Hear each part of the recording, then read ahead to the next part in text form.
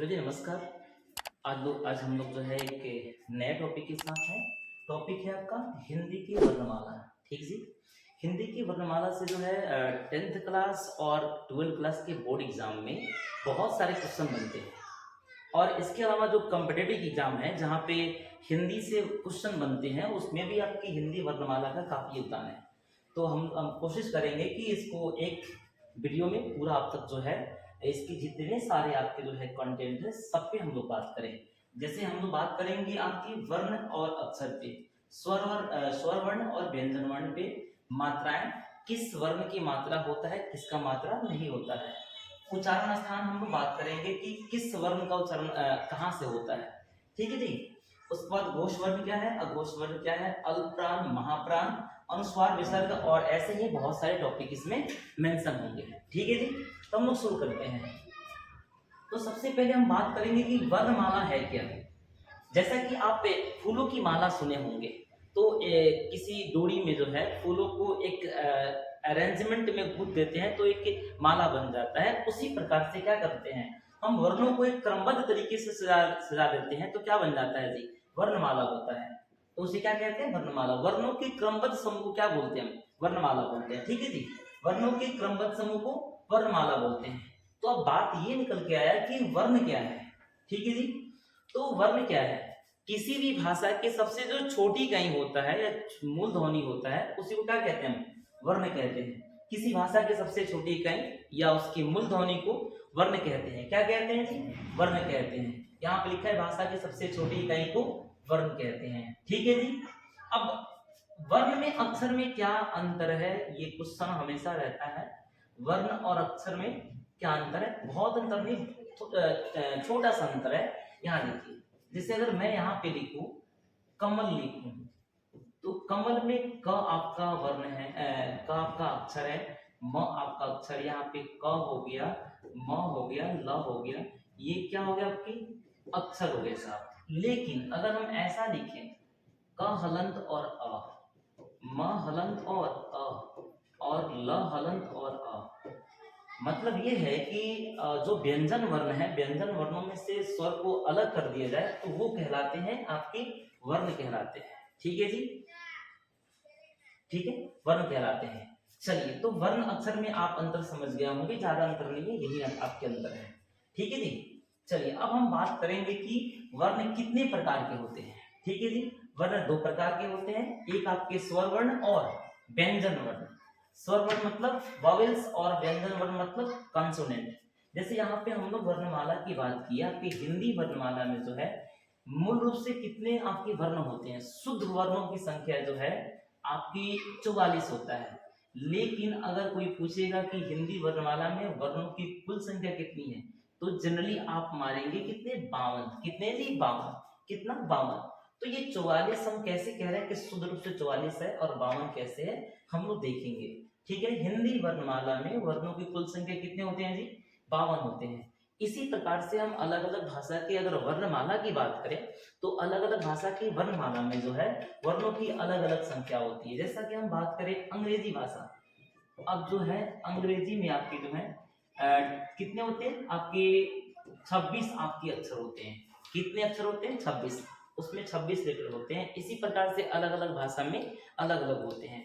मान लीजिए किसी भाषा की वर्णमाला में बहुत अधिक आपके वर्ण है, इसका मतलब यह है कि वो भाषा थोड़ी सी कठिन है। जिसमें थोड़ा सा कम आपके लेटर होंगे वो थोड़ा सा आसान भाषा में आएगा। ठीक है जी। अजी, अब यहाँ देखिए, यहाँ पे हम हिंदी वर्णमाला की बात कर रहे हैं। हिंदी वर्णमाला में वर्णों को दो भागों में बांटे गए हैं, एक स्वर वर्ण और एक व्यंजन वर्ण, वॉवेल्स और कंसोनेंट। ठीक है जी। अब यहाँ देखेंगे ये जो 52 की हम बात कर रहे थे, 52 कौन कौन है। ठीक है जी। अब यहाँ देखिए आपकी हिंदी वर्णमाला में वर्णों की कुल संख्या कितनी है, 5 है। कितनी है साहब, 5। एक बार ध्यान से देख लीजिए, 5 है। कितना, 5। क वर्ग, च वर्ग, ट वर्ग, त वर्ग और प वर्ग। क वर्ग, च वर्ग, ट वर्ग, त वर्ग और प वर्ग। इसको कचटत तक बोलते हैं। ठीक है। और आपके क वर्ग में क आएगा, ख ग अंग ऐसे करके आएंगे। अगर हम इसी काउंटिंग करें टोटल की तो 5 ये हो जाएगा, 5 ये 10 और 5 ये 15, 5 ये 20।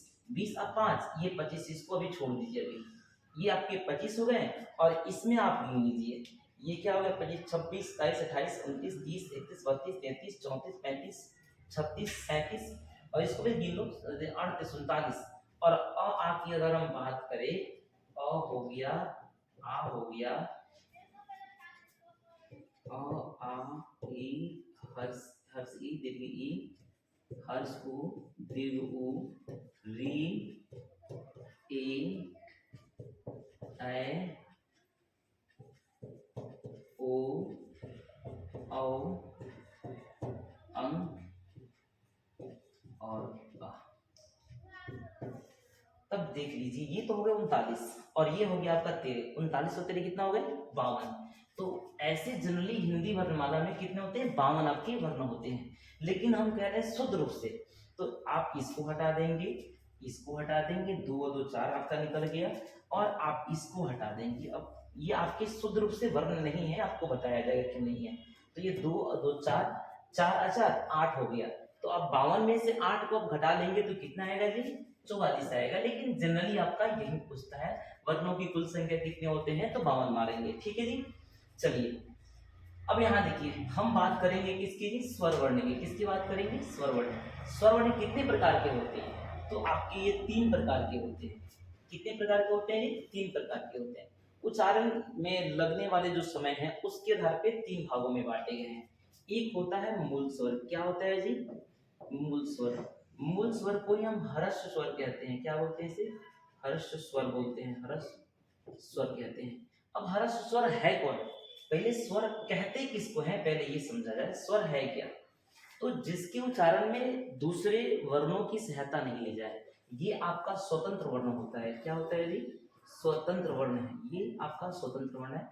इसके उच्चारण में किसी की सहायता अर्थात व्यंजन की सहायता हम नहीं लेते हैं। ठीक है जी। स्वर वर्ण को 3 भागों में बांटे गए हैं, एक स्वर वर्ण मूल वर्ण या हर्ष वर्ण। ये दोनों आपकी सेम ही है, एक ही का नाम है। इसकी कुल संख्या कितनी होती है अब यहाँ देखिए इसमें एक है, एक ये है, एक ये है और एक ये है। लिख लो जी अ आ हर्ष ई और हर्ष उ, ये आ जाएगा आपके स्वर वर्ण में। इसकी कुल संख्या कितनी हो गई 4। कभी कभी क्वेश्चन में पूछता है कि हर्ष या मूल स्वर की संख्या कितने होते हैं वर्णमाला में तो 4 होते हैं। ठीक है जी। अच्छा अब यहाँ पे देखिए दीर्घ की बात करेंगे हम लोग। दीर्घ स्वर, दीर्घ स्वर किसे कहते हैं, इसमें तो एक मात्रा का समय लगता है और इससे दुगुने समय लगता है इसमें। किसमें दीर्घ स्वर में 2 मात्रा का समय लगता है। तो आपके इसको इसको इसको छोड़ के जितने सारे हैं सब आपके आ जाएंगे। आपका जो है आ जाएगा,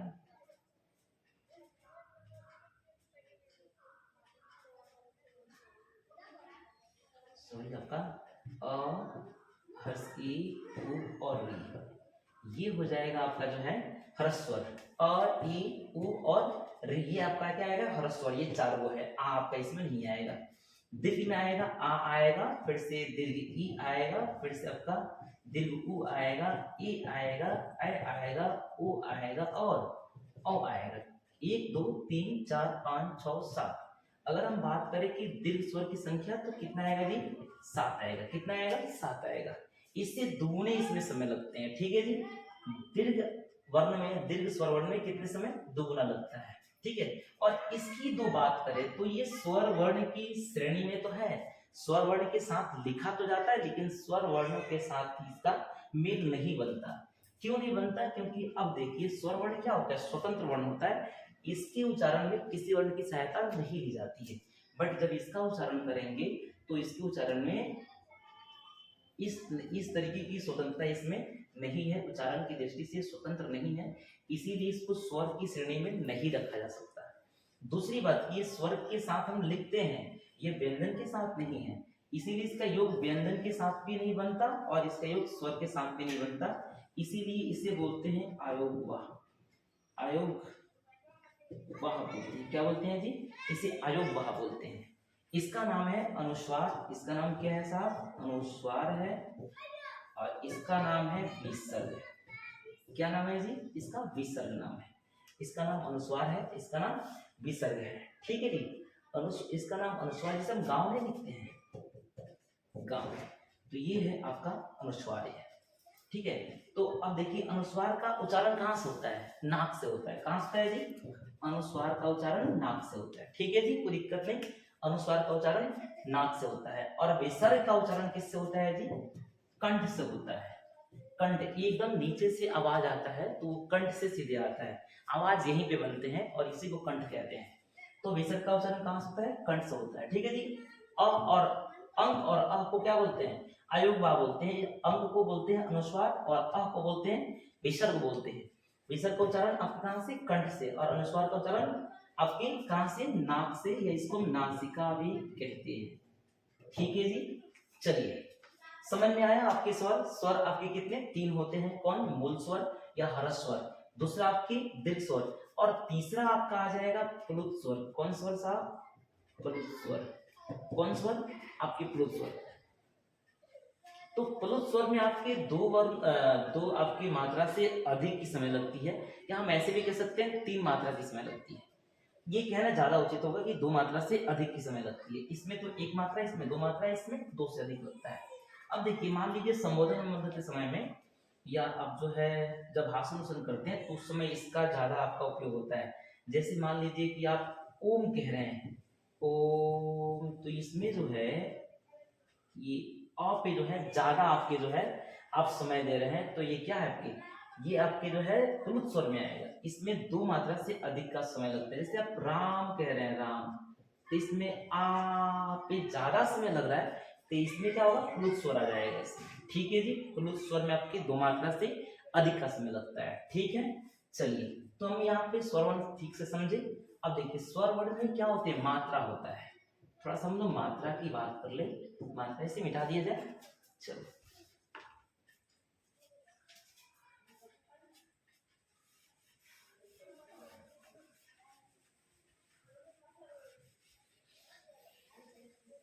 रोके हो, रोक दिया, ठीक है, बहुत बढ़िया किया है। हाँ जी, अब बात करेंगे स्वर वर्ण की मात्रा की, ठीक है जी। सबसे पहले ये बात जान लेना है कि केवल मात्रा स्वर वर्णों की होता है, व्यंजन वर्ण की मात्रा नहीं होता है। किसका मात्रा होता है जी, केवल स्वर वर्ण का। जैसा कि हम बात की कि स्वर वर्णों की संख्या 11 होती है और इसकी मात्रा कितने होते हैं, केवल 10। कितना होता है जी, केवल 10। तो ये स्वर वर्ण आपके ये हो गए आपके, ठीक है जी, ये आपके 11 स्वर वर्ण है, ठीक है। लेकिन मात्रा आपका किसका नहीं है, इसमें अ की मात्रा नहीं होता। आ की मात्रा क्या है जी, ऐसा है, और हर्ष की मात्रा ऐसा, दीर्घ की मात्रा ऐसा, ये ऐसा होगा ऐसा, और री की मात्रा जो है इस प्रकार से होता है। और ए की मात्रा एक के लिए, और आई की मात्रा डबल ए के लिए, ओ की मात्रा आकार ए के लिए, औ की मात्रा आपकी आकार और डबल ए के लिए, ठीक है जी। ये है, जैसा कि आप का लिखेंगे तो का मतलब ये हुआ, इसमें क हलंत है और आ है, ठीक है जी। अगर हम लिखते हैं, ऐसा लिखते हैं अमृता, जैसे री की जो मात्रा है, इस म में क्या है, री की मात्रा है, ये री की मात्रा ऐसा है, यहाँ पे है आपका म में री की मात्रा अमृता में। जैसे अगर लिखेंगे मृत्यु, लिखेंगे मृत्यु, तो यहाँ पे म में किसकी मात्रा है, री की मात्रा है, ठीक है जी। अगर यहाँ पे कौशल लिख रहे हैं, कौशल में आपका क का मतलब है क हलंत, और इसमें औ है, क्या है साहब, औ है, औ की मात्रा ऐसा नहीं इसमें थी, ठीक है जी। चलिए, और ये थोड़ा आपको मदद करेगा वर्ण विन्यास बनाने में, ठीक है जी। चलिए तो आप समझ गए कि स्वर वर्ण की मात्रा कितने होते हैं, 10। स्वर वर्णों की संख्या 11, और आपके केवल स्वर वर्ण की ही मात्रा होता है, ठीक है जी। अब बात कर लेंगे हम लोग थोड़ा सा यहाँ पे संयुक्त स्वर की बात करेंगे। देखिए अ और आ, अ और ई मिल जाएगा, ई हो या दीर्घ ई हो, अ हो या आ हो, ये मिल जाता है तो दोनों मिलकर के ए बनाते हैं, ठीक है। तो ये आपका संयुक्त है। कभी कभी क्वेश्चन पूछ देता है कि संयुक्त स्वर कौन है आपके, तो ये आपके संयुक्त स्वर है। और अ और आ मिलकर के, उ मिलकर के, या दीर्घ उ मिलकर के, या यहाँ पे आ भी हो सकता है, ये मिलकर क्या देता है, ओ देता है। ये भी आपकी संयुक्त आपके स्वर वर्ण है, ठीक है जी। चलिए अब हम बात करेंगे स्वर्ण वर्ण की, सब कुछ हो गया जी, ठीक है। अब बात करेंगे हम क्या जी, व्यंजन वर्ण की। चलिए अब हम बात करेंगे व्यंजन वर्ण की। चलिए व्यंजन वर्ण क्या है, व्यंजन वर्ण, व्यंजन वर्ण जो है उच्चारण की दृष्टि से ये डिपेंडेंट होता है किस पे, स्वर पे। बिना स्वर की मदद के व्यंजन के उच्चारण नहीं कर सकते, ये स्वतंत्र नहीं होता है, ये स्वर वर्ण पे डिपेंडेंट होता है। तो व्यंजन वर्णों की कुल कितनी संख्या शुद्ध रूप से कितने हैं? 33 है। कितने हैं जी? 33। जैसा कि हम बताएं 44, तो 44 में आपका जो है 44 में आपका 11 तो स्वर है और आपके 33 क्या है जी? व्यंजन है। बट अगर हम कुल की बात करें, सभी की बात करें, तो सभी की बात करेंगे तो आपका कितना होता है जी? 52 होता है। तो इसमें आपका क्या हो जाएगा? 11 गो स्वर वर्ण है और 2 गो आपके अयोगवा, आपके 33 गो आपके क्या? व्यंजन, और आपके 2 गो आपके होता है द्विगुण व्यंजन और 4 गो होता है संयुक्त व्यंजन। और हम सभी को जोड़ देंगे तो ये आ जाएगा आपके 52। जोड़ दो, 11 2 13 13 कितना आ जाएगा? 40 40 से 52। ठीक है जी। इसके बारे में क्या है हम लोग यहाँ पे जानेंगे। ठीक है जी। तो व्यंजन वर्ण क्या होता है? आपकी स्वर वर्णों पे डिपेंड होता है। ठीक है। अब यहाँ पे देखिए, व्यंजन वर्णों को अगर हम बात करें तो 3 भागों में बांट सकते हैं। अब देखिए, एक तो आपका होता है स्पर्श व्यंजन। क्या होता है बुआ जी? स्पर्श व्यंजन। दूसरा आपके होता है अंतस्थ व्यंजन। क्या होता है जी? अंतस्थ व्यंजन। तीसरा होता है आपके उष्ण व्यंजन। क्या होता है जी? उष्ण व्यंजन। ठीक है जी। अब यहाँ देखिए, व्यंजन वर्णों की संख्या कितने होते हैं जी? 33 होता है। कितना होता है जी? 33 होता है। ठीक। तो अब यहाँ पे देखिए, व्यंजन वर्ण में जो है या हिंदी वर्णमाला में कुल वर्गों की संख्या कितना होता है जी? 5। एक क वर्ग होता है, एक च वर्ग होता है, एक त वर्ग होता है, एक त वर्ग, एक प वर्ग। ठीक है, 5 आपके वर्ग होते हैं। इसमें आपके क से यहाँ तक, यहाँ तक। ठीक है जी। अब यहाँ पे समझिए, ये सारा का सारा क्या है जी? व्यंजन वर्ण है। सबको आप जोड़ दीजिएगा, इसको और इसको छोड़ करके, तो ये पूरा आपके 33 हो जाएगा। ये आपके जो है कहलाते हैं द्विगुण व्यंजन। क्या कहलाते हैं जी? द्विगुण व्यंजन कहलाते हैं या उच्छिप्त कहलाता है। उच्छिप्त आपके व्यंजन कहते हैं इसे। ये भी कहा जाता है। किसको जी? आपको ढ और ड और ढ को। ठीक है जी। चलिए, क्योंकि यहाँ पे ये और ये अलग अलग गुण दिखाते हैं, इसीलिए इसको द्विगुण व्यंजन कहते हैं। ठीक। अब यहाँ देखिए, अगर हम क वर्ग की बात करें, इसकी सभी की बात करें, तो अब देखा जाए यहाँ पे थोड़ा सा एक डायग्राम से समझिए आप।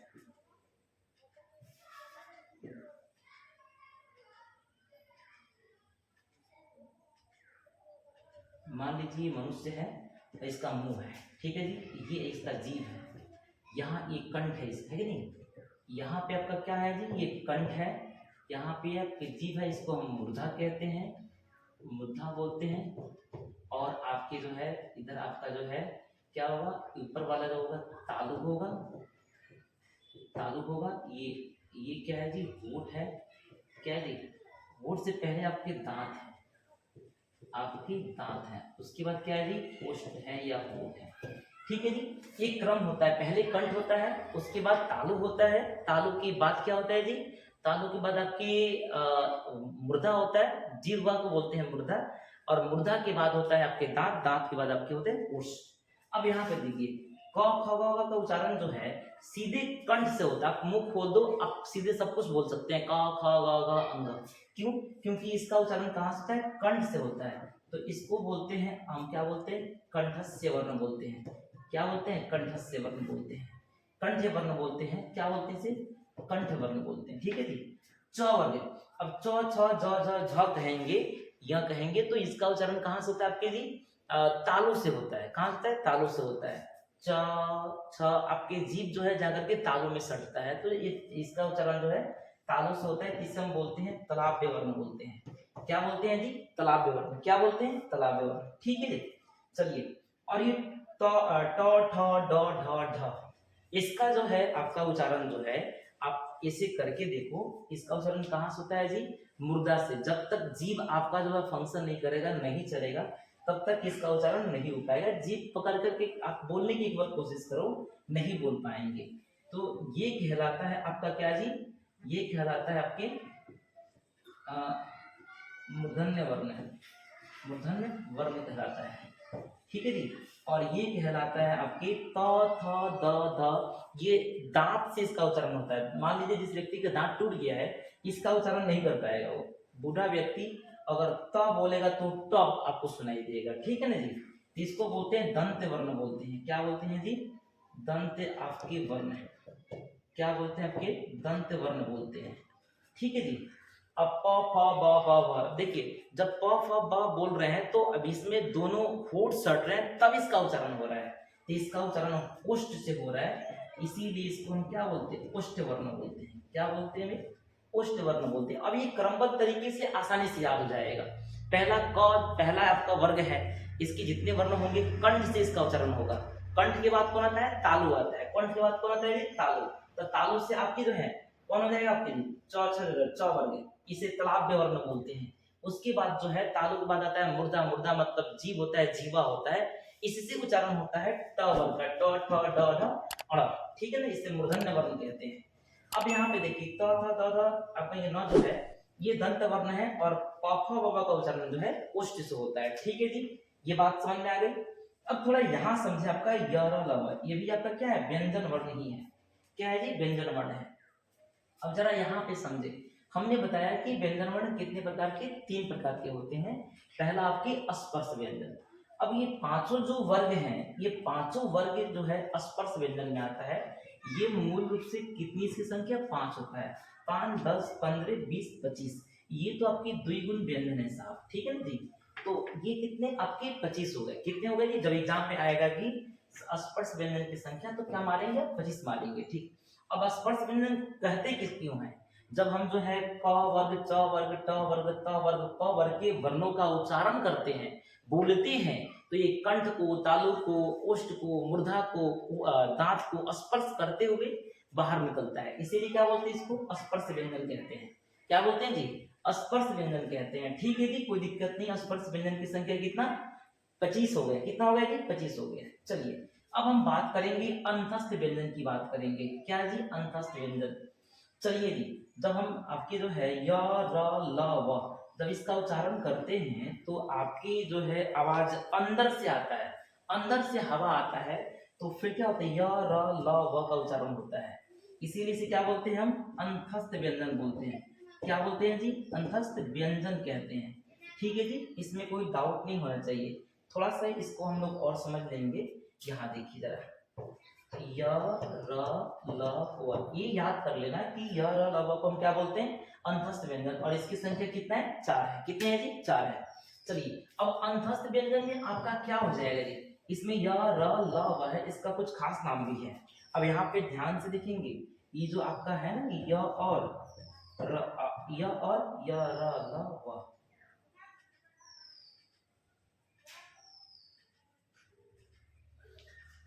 आपके र को लुंठित ल पार्श्विक य और व, य और व, य और व, ये दोनों आपके जो वर्ण है, इसको बोलते हैं हम अर्ध स्वर। क्या बोलते हैं जी? अर्ध स्वर बोलते हैं। क्या कहते हैं जी? अर्ध स्वर। कभी कभी क्वेश्चन में पूछता है, एग्जाम में पूछता है कि अर्ध स्वर निम्न में से कौन है, तो य और व आपके अर्ध स्वर में आता है। किसमें आता है जी? अर्ध स्वर इसको कहते हैं। र, आप देखिए जब र का हम उच्चारण करेंगे, र जब र का उच्चारण करें तो र जब कहते हैं तो जीभ जो है ऊपर उठ जाता है और थोड़ी सी रगड़ के साथ आगे आता है, लुढ़क करके आगे आता है, तो लुढ़क के आता है, इसीलिए इसको लुंठित व्यंजन बोलते हैं। क्या बोलते हैं जी? लुंठित व्यंजन कहते हैं। क्या कहते हैं इसको जी? लुंठित व्यंजन। याद रखेंगे अच्छे तरीके से, र को लुंठित व्यंजन, य और व को अर्धस्वर कहते हैं। ठीक है जी। और एक रह गया ल।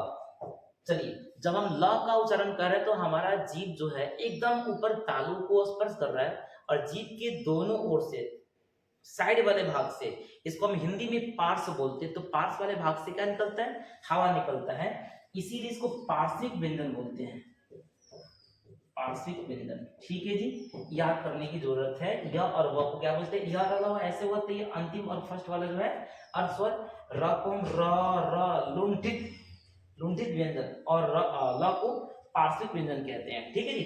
चलिए अब यहाँ देखिए, एक रह गया आपका उष्ण व्यंजन। क्या रह गया जी? उष्ण व्यंजन क्या है?